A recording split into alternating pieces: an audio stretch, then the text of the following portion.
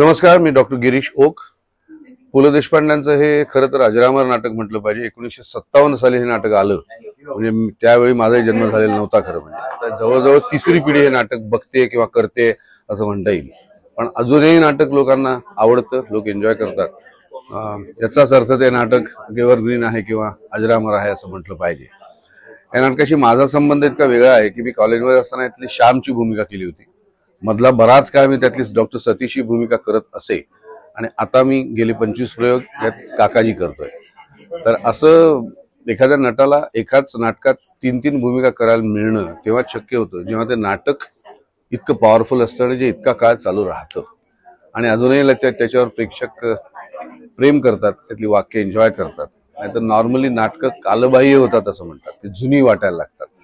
हे नाटकातले रेफरन्सेस, या नाटकातल्या सगळ्या गोष्टी ज्या आहेत त्या सगळ्या जुन्या आहेत. आता त्या कुठे बघायला मिळत नाहीत, पण तरी सुद्धा लोक ते ऐकून हसतात, एन्जॉय करतात. आणि ह्यातला जो उपहास आहे, ह्यातलं जे पुरणनी जे काय कोपरखळ्या मारल्या आहेत त्या अजूनही लोकांना पटतात आणि त्या लोक एन्जॉय करतात. आमचं भाग्य आहे असं म्हटलं पाहिजे की हे नाटक आम्हाला बोलायला करायला मिळतंय आणि ऑफकोर्स प्रेक्षकांना ते अजूनही ऐकायला मिळतंय.